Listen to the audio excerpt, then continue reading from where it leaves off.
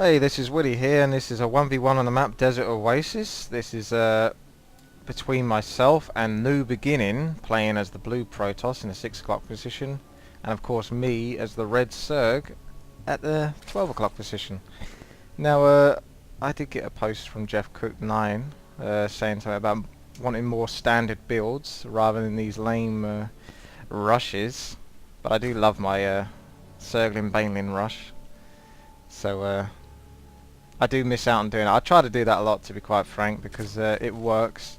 And if you try and go toe to toe with Protoss or Terran as Zerg in the mid to late game, you are probably going to lose, to be quite frank, because their units are just far superior. But I did decide to go for something different here. I wanted to do Zergling Baneling, but you'll see basically what happens, that it doesn't quite plan out that way, and I have to change my strategy. And involves me using something I don't often use, and I doubt many other people bother using, but it's actually quite a nifty thing. It just got to get used to using it. So yeah, at the moment I'm going economy. I'm probably going to go for a 14 spawning pool here, because I'm quite, well, I get myself the extractor first these days, so I can get the speedling upgrade like as soon as the spawning pool is up. So yeah. So it'd be like a 13 spawning pool after the extractor, if you see what I mean. Perhaps a 14, I'll see. There we go. It was a 13 spawning pool after the extractor, and you're going to see that's the ling speed get upgraded almost immediately. So it's quite safe to go that late pool in this map, because unless your opponent is rushing, which is why I sent my second overlord over here, and then scout here, and then scout there, just in case the opponent did build some sort of pylons or gateways around that area. It's a little tip for you if you want to try and do that, because you don't always have to keep sending all your overlords down to the bottom. One is usually enough to scout around, even though it is incredibly slow. So he's clearly got himself like a gateway about 14, I'd say. 13, 14, so he's not in a rush to worry about me Zergling rushing here, because it's such a long distance between the two bases here for ground units. Even Zerglings. Zerglings are like the fastest units, and even takes them a slight while to get to the other side, so good luck if you're using anything else other than a Zergling to get to the other side of the map, to be honest. So we've got a seller here, a couple of sellers. He's clearly going to want to block this off, just in case I am sending some Zerglings along. But I'm not going to, because I'm still focusing on economy. Get myself my queen before I even start making Zerglings. That is a pesky probe, and I do want to get rid of it, but I made the extra extractor originally just so I can make the queen. Then I was going to cancel it, and then I decided not to cancel it, and then I'm not sure whether to use the extractor, because usually I could do Zergling Baneling with just one extractor. So this is where I start to think, am I actually going to be doing Zergling Banelings now, because I haven't even made any Zerglings at this point. I've gone quite heavy economy, lots of drones. Now I'm teching, so right at this moment I've only got 2 Zerglings. I'm teching, I've got a second extractor. This is not really playing out how I was imagining it. I'm one of those type of people that I know strategies, but most of the time I'll just make it up, to be quite frank. I'll just go with what I feel was right. So my opponent is getting himself a forge, which worries me, because that's what sort of starts to put me off. Because I was thinking against Zergling Baneling, then I sort of went into tech, and then I was thinking, I could still do Zergling Baneling regardless of the fact that I'm teching. And then I saw the forge, and I was like, nah, whatever he makes cannons around this area. But after a while I started to notice that he didn't actually build any cannons. Well, as soon as my overlord scouts this bit, if I don't see any cannons here, I'm very suspicious, especially with the probe coming back up here with minerals in his beak, in his what would you call it, a mouth, I suppose. They don't even have mouths. Yeah, so I did start to expect an expansion, and the Zerglings kind of made sure that it was an expansion, basically. So yeah, he's starting to build cannons here, and I'm knowing that, yeah, I could use mass Zerglings here and attack them all, and I was thinking of that. That's what the initial thought was as soon as I scattered this bit, thinking there's no cannons here.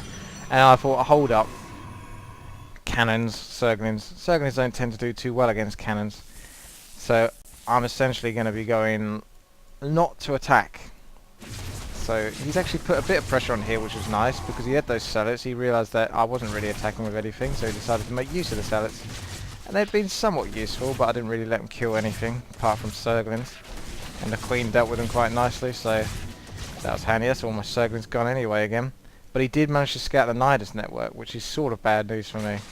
Now that's what I was talking about earlier, the Nidus network. Something I don't often use. I doubt many people do bother to use it, but I do plan to use it in this game because I know that offhand, most enemies, if they're getting Forge and they're getting an expansion, they're going to plant loads of cannons at their bloody expansion. So, and lots of people get focused on trying to kill the expansion. Sometimes you could even just get into here. Do you know what I mean? Like, you don't have to always go for the expansion just because it's the nearest one. If they put tons of cannons there, go for their main. That's still a base that's bringing in resources. In fact, it's a more important base, so if you could kill the main, it's probably more important than killing the expansion. So, you know, a lot of people get stuck in the theory of, oh, I've got to kill this expansion, I can't let him have an expansion when I haven't got one. Just go for the main if you can't get to the expansion. Needless to say, he's putting tons of zealots here, which is going to be horrible for me to try and get through if I did try to push the Zerglings here. So that's what the Nidus network is going to be for. He's putting pylons around so he can get himself some sight. I'm going to see what he can see. Yeah, you can just about scout the edges, apart from this bit, but I wasn't sure of that. Plus it's very close to his zealots. So we're looking here. I'm starting to mess myself some Hydralisks because I got a lot of gas, and I was thinking, crap, how am I going to use this? I've still only got one base, I've got double extractor, I've got to use this. I've got to finish this soon because he's got himself 39 probes and he's still making them. And I've only got myself 23 drones. He's got 5 zealots to my 17 Zerglings and 8 Hydralisks. So at the moment I would win in a straight up fight. And that's what I'm going to try and do now. Nidus network went down. I should actually go back and cover that again. Sorry about that. Here we go. We're covering it again now because I got carried away looking at all my units. Anything interesting being made? Okay, what the hell was that? That sort of went back to the... Oh, this must be a hotkey to go back to the original point that you went. Okay, so he's getting himself ground weapons by the looks of it. Warp gate, lots of gateways. I can get myself my groove spines so the Hydralisks get the extra 1 range, which they should come out with naturally, to be honest. But there you go. It's a bit of a joke that Hydralisks have to upgrade their range there. So anyway, yeah, lots of cannons going down here. Now I'm putting down the Nidus network because I've got myself the army I sort of want at this point that I think I can take him on with. And he's realised this rather swiftly, so he's moving up his zealots. Now you're going to see that the problem with the Nidus network is even though it went up, it hasn't got much HP. Look how quickly it goes down.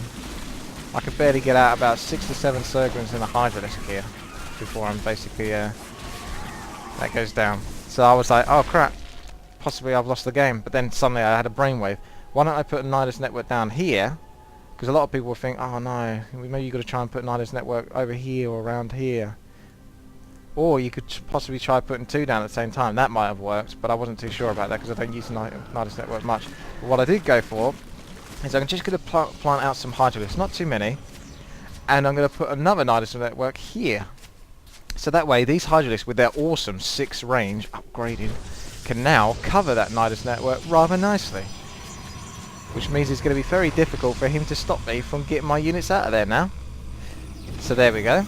I now start to spam up my units there. Hydralisks are safe to go back into this one, and then I can take the Hydralisks back out of this one.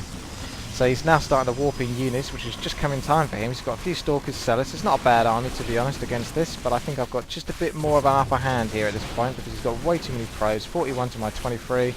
I basically have to end this right now.